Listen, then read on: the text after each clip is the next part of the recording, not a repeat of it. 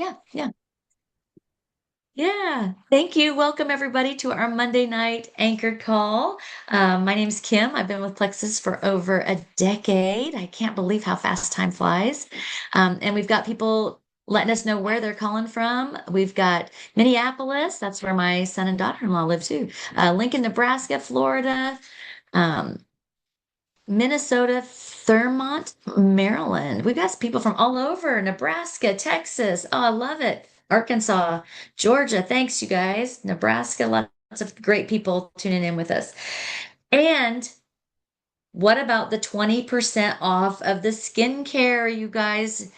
Did you get your collagen? Like I got collagen. 20% off. Today is the last day to do that. So if you have not gotten your favorite skin health product, get it in your cart right now so you can check out as soon as this call is over. You're not going to want to be distracted during this call, but you're going to want to make sure you can get back to it and get what you want because it's a great time to stock up on things. Great time. You're not going to believe it when I say this, but it's not too early to start Christmas shopping. If you guys have somebody who loves collagen, a sister, a mom, a daughter-in-law, get it while it's on sale. Why not? That's the kind of Christmas shopping I do. I get everything on sale and click, click, click. So you don't have to go to any stores. So think of the people in your life that love good skincare. The serum is amazing. The night cream is incredible.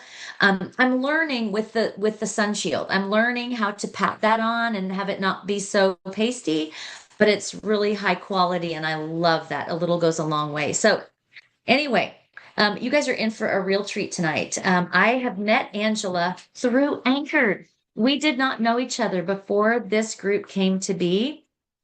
And over the course of the last few months, we've gotten to chat a few times over about different things.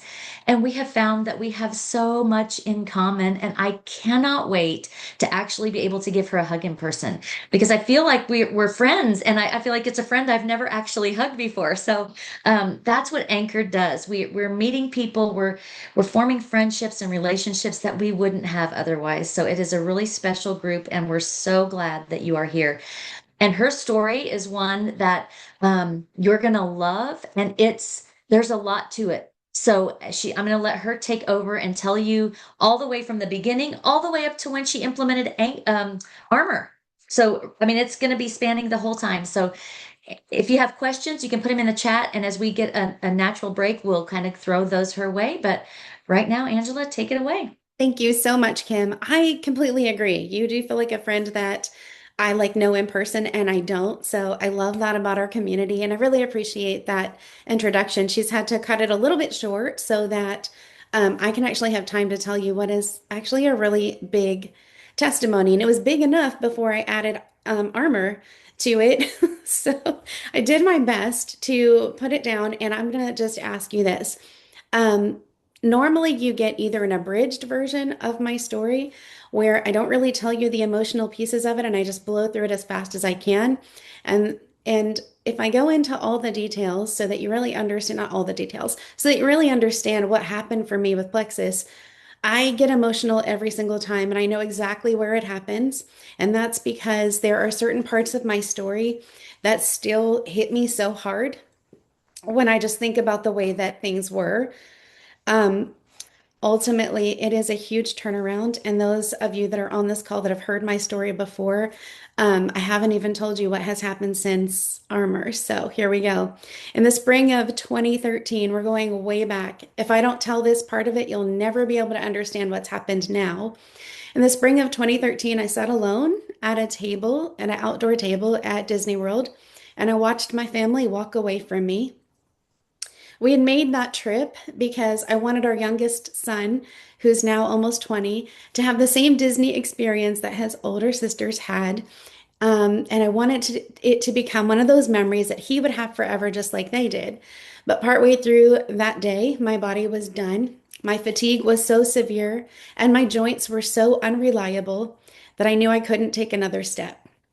And I couldn't even keep pretending that I was okay.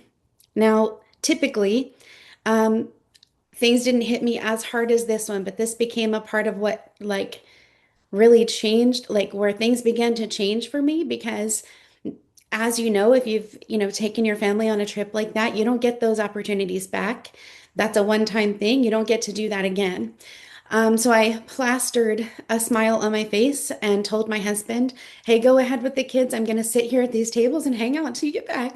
Sorry. Um, I knew that would happen. So I don't tell these parts all the time. I watched him walk away with them, and I sat there with tears streaming down my face because once again my body had removed me from getting to have a memory with my kids and my family. Um, to understand how I got there, I have to go back further. Feel free to throw me hearts when I start crying so that I stop. I'm just kidding. Um, and if you can relate to any part of this, I would love to hear that in the chat because you're going to hear my specific story. But I need you to know that like what has changed for me and what got me to where I was is stuff that many of you are also dealing with and or people that you know and their stories are just different and the details are different. But anyway, um to understand how I got there, you have to let me go back a little bit further. I had been sick constantly as a kid. I seemed to have a broken immune system and I was always catching something and I took antibiotics a lot of times every year. I always had kind of weak lungs. I know there's somebody else on here that's had lung issues, that we share that in common. And that experience is what first sent me into like holistic health as a young adult. So in 1998, when I was 22 years old, I built what was a healthy, vibrant life for myself and my husband and my daughters. We really ate whole foods. We didn't eat junk. I supplemented really thoughtfully, and I tried to learn everything I could. And yes, we were already taking probiotics way back then, way before it was cool. Um, I was already doing the things that health conscious people are told to do. My probiotics were expensive, they were refrigerated, and they were supposedly the good ones. And I took them, even though I'd never seen them actually change anything. I kind of saw them the way that I saw taking vitamin C, vitamin D, whatever. You think you're supposed to, so I did, but I'd never seen it change anything for me. And my 20s went well. I felt like the work that I had done mattered and I was living a healthy life. My girls were healthy. At 31, I had my third child. And at that point, my health dipped really hard. I became exhausted in a way that there's just not words for. So I'm going to tell you a few stories so that you understand. Functioning was beyond hard. By 33, I was getting worse even though I was trying harder. Anybody else been there?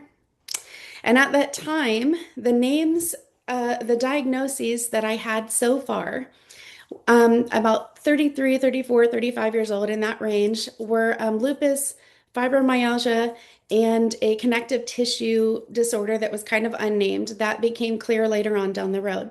Um, Other conditions were already present and they hadn't been named yet. They happened actually later after I found plexus.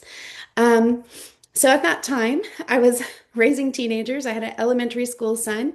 I was running a full-time daycare, and I was still homeschooling one of our kids at that point. The other two were in public school.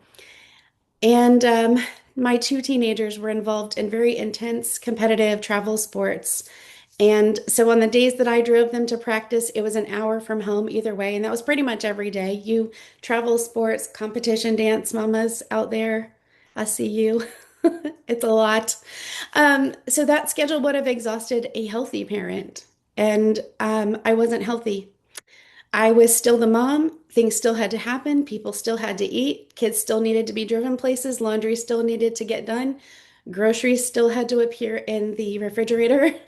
And for me, just a mundane trip to Walmart or to the grocery store took everything that I had. Um, when I would shop, I would lean on the grocery cart as just to hold me up, just to get me through. And sometimes I actually had to abandon a cart and go to my car and give up and know that I had to find another day in the week to do it because I had run out of energy and it just wasn't going to happen. Um, my struggle was so severe that it affected every single corner of my life. I really couldn't make it up and down the stairs most days without crawling. Um, every morning, I made sure that every single thing that needed to come down the stairs for the day came down with me on that first trip because chances were I wasn't going to be able to make it up and down, up and down. Remember, I was only in my 30s at that time. And I remember a story where my oldest daughter has told before, and I actually didn't know it until she told it in front of a group one time. I see Cheyenne's on here. She's probably heard Olivia tell this. She said that what broke her heart was she was about 17 years old and she watched me.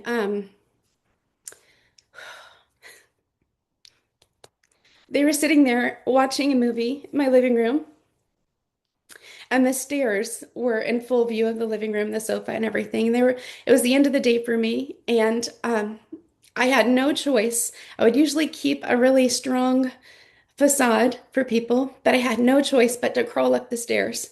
And she said it just broke her heart because normally only my family saw that. Sorry. Thank you. Um, my husband was pretty close to moving our entire bedroom downstairs so that I would have less struggle, but we didn't have a shower down there, so we kind of hadn't done it yet. And by the way, taking a shower would usually deplete my energy so badly that I couldn't even think about drying my hair. I would have to lay down and rest or sort of take a nap. Other things that I couldn't do that you just have to do on a daily basis are things like squeezing out a washcloth when you are washing the dishes or need to wipe the counters. I couldn't do that because I couldn't squeeze the washcloth. So I would come up with things like taking it and pressing it against the side of the sink to get the water out so I could wipe the counters. When I would drive my kids to practice, I would often have to put my hand over to the passenger seat for one of my daughters to kind of massage my hand because it was just so hard to keep driving with that going on all the time. I would often find myself thinking, if this light stays red for too long, I'm gonna fall asleep because I was that fatigued. Um, some days I didn't trust my legs to carry me outside to get the mail. I can remember one time standing in the pharmacy line to get one of my prescriptions, and I was looking at the rack of the canes because I knew I needed a cane. My my joints were pretty destroyed at that point, very weak and not reliable. And I had been avoiding getting a cane, but I knew that I needed one. And it just felt like something that I shouldn't have to do at the age of 35. But I remember looking at those and going, well, some of them are kind of pretty, and kind of talking myself into like, those are pretty. They have pretty patterns on them. Maybe I could go ahead and get one. So, another thing that I was facing at that time was brain fog, and my brain fog was pretty severe. For somebody whose strength tends to be language and words, my husband was shocked. We've been together for 30 years, been married for 30 years now, and I was never at a loss for words. And he was pretty shocked when I could be in the middle of just a random conversation, like maybe, hey, we need to get forks on the table for dinner. And I would just stand there in complete dumbfounded, like I couldn't find the word fork. Like it was that kind of brain fog. Like I just literally couldn't find words for things. And as you can imagine, when you have teenagers that are constantly needing you and you have a, very active 5 or 6 year old boy, everyone's constantly needing something from you. And I just felt like my brain was always like so depleted. Like I was so out of the ability to just do what everybody needed. I think as the mom, we hold so much up in our household. And I was feeling like I was failing that. In my mid 30s, I felt like I was 80, and I said it all the time. I would wake up in the morning feeling like I hadn't even slept, and I couldn't get a break from the chronic pain or the chronic fatigue. If everyone was home for dinner, I would still make a dinner for everyone, but I would typically, as soon as I got done, look at them and say, I hope it's good. I love you guys. And I would crawl up the stairs and be done with the day. That was hard for me because one of my pillars was for all of our family to eat together every night. I changed my husband into having the same, value, even though he had grown up with his family not eating dinner together. So I had to because I couldn't stand up anymore and I couldn't just do it anymore. And I would go upstairs, and once I got there, I would have to figure out how to flop onto my bed because I couldn't use my hands to push myself up on the bed because my wrists were so weak and they would hurt so bad from like, so the next time you go to like get on your bed and use your hands to like push up, I couldn't do that. So I would like flop myself onto bed. And then the worst part of it for me, and this one gets me every time, so I'm going to try really hard not to cry. I had my youngest 10 years after my oldest. And one of my favorite things, the whole bedtime routine, was reading stories to my kids. And I just loved, first of all, I love reading and I love kids' books. Shauna, Joseph, I see you. Put a link to your book in the chat, please. I love children's books and I love um, getting into the characters and telling, just telling the story, but I didn't have the energy to do that with my youngest. And it broke my heart. So he would have to crawl into my bed with a book, and I would have to just act the best that I could, you know, to have the energy and pretend that I had it in me, but I didn't. I just needed to sleep so badly. Um, so today I get to do lots of reading books with my three grandchildren. I get to do lots of playing and having lots of time where I have all the energy that I didn't have at that time. But it doesn't take away that I missed that with him. So I think a huge part of why I do what I do, and so many of you do what you do, is because we have missed things and we don't want other people to. Sorry. Oh, okay. Okay. So I remember thinking a lot of times, I'm sitting here pushing through every single day, but I feel like, and I'm looking like everything's fine, and nobody on the outside really sees what's happening. But I feel like I need an ambulance to come rescue me. I don't know how I'm doing this every day. And so by the summer of 2013, in August of 2013, my mental state had taken a pretty bad turn. I was on some medications that my rheumatologist had me on, and I had begun to feel like a burden to my family. And some of the side effects of that medication were making me have some pretty bad thoughts. Um, I haven't thought like that ever since because I got off of those medications. Um, but at the time, I was definitely feeling like I was a burden to my family and they'd be better off without me. In 2013, I was sitting at an end of summer event with one of my closest friends. Our boys were really close. I saw her all the time. And I looked at her and I just finally admitted I'm really not okay. And I started to tell her what I was actually dealing with every day. And she just kept saying, I can't believe I didn't know any of this. Like I had been hiding it that well. The facade that I was upholding for everyone else was because I felt like it's not going to make me any better to tell them. And I'm just going to drag them down if I'm telling everybody how miserable I am all the time. Um, but I was going through something because of this one medication that I finally decided I've got to get off of this medication no matter what. And it was the only thing that was giving me like maybe a little bit of relief. And I called my rheumatologist. I had her on speaker and had my husband sitting with me because we knew that the side effects from this were like something that I needed to end immediately. And I was like, I'm not going to take this one more time. And I remember her saying, but you need to titrate down, you need to taper off because you're going to deal with a lot of withdrawal. And I was like, the withdrawal can't possibly be worse than what I'm already dealing with. And so that was the last day I ever took it. And I, at that point, had no solutions. I'd been told by my rheumatologist, this is as good as it gets. There's really not a path to getting better for you. And at that point, it was like, I can't take what I was taking that was helping a little bit, and there's no other way to get better. So I was feeling pretty hopeless. And now I had no solutions of any kind and didn't think that there were any. And in September of 2013, just a month later, but I was praying, still believed, I still had some hope. And in September of 13, my friend that I went to high school with started posting about some probiotics. She wasn't talking about lupus or fibromyalgia or crushing fatigue or anything else that resembled the complexity of what I was dealing with. She was posting about plantar fasciitis and having more energy. I don't know why, but I was so curious about how her probiotics were making that kind of a difference for her. So I started investigating, and every single time that she would post something, I'd go do some searching.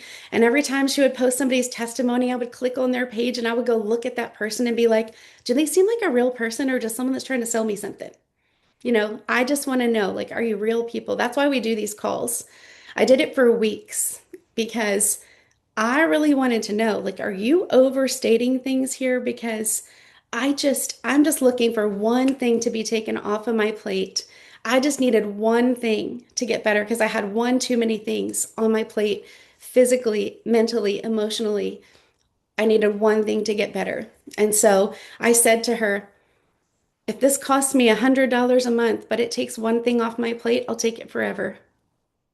That's all I needed. I had no idea that my whole life was going to change. And that a month later, I recognized so many things were better, that this was really doing something in my body. I felt lighter. I had like my mental state was better. My energy was better. My pain was like a little bit less. And that continued to be the case. It got less and less and less. My brain fog started to go away.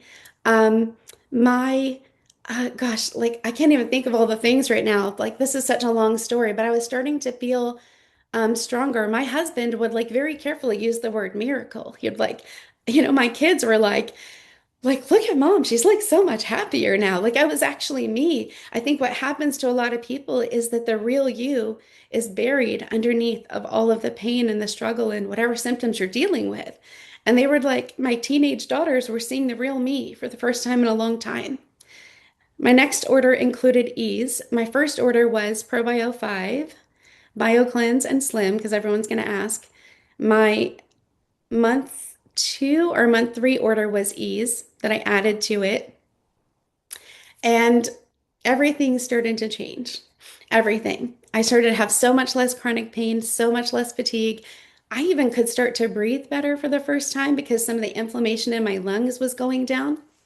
Um, And then, without expecting it, it started to change my actual cravings. I started to go to the fridge and want to eat like raw carrots instead of the leftover casseroles and things like that. Like, I always had good food. I'm Italian. I love to cook. We've always got good food at my house. But I was like, I'm just going to sit down and peel this carrot and eat a raw carrot while I watch my show.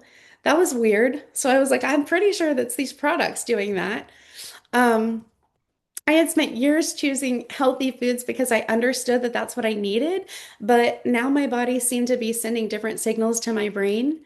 And so it was happening from an internal place versus me like forcing it. You know what I'm saying? So, in November 2013, I actually started sharing about it with everyone because I was like, I'm not going to find something that helps me and not tell other people because I do that with anything and everything that I ever find. Well, I started to have more good days than bad days, and I need to wrap this up. There's so much I can't tell you right now because we're getting to the end of the call, but I will tell you this. I still have some serious diagnoses. I got more along the way as time went on. I also, uh, you know, a health story can have more than one chapter.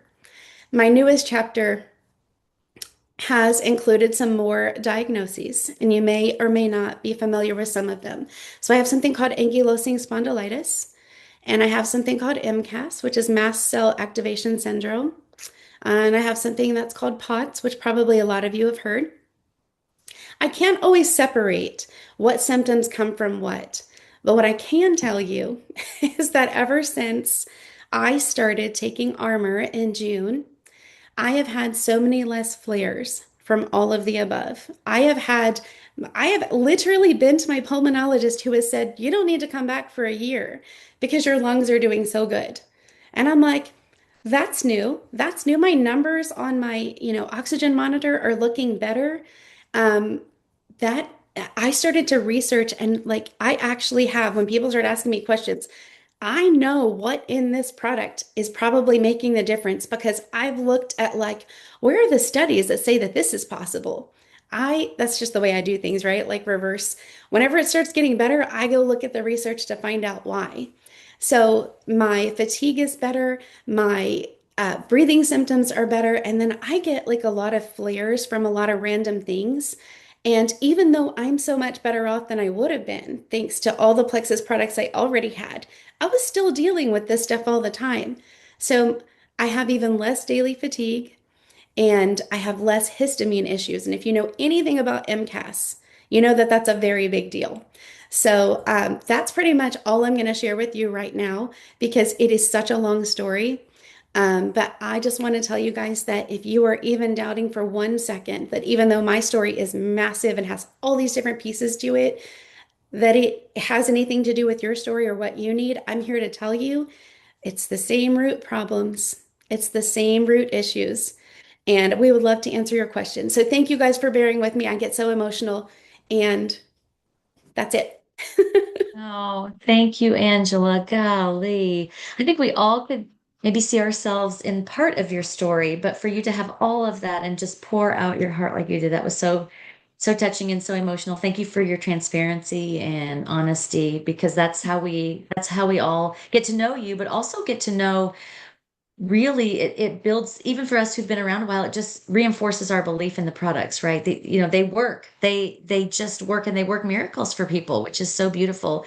So if you're brand new and you haven't heard stories like this, there are lots and lots and lots of stories of how people's lives really have been transformed. And gut health is at the base of it's the foundation of health.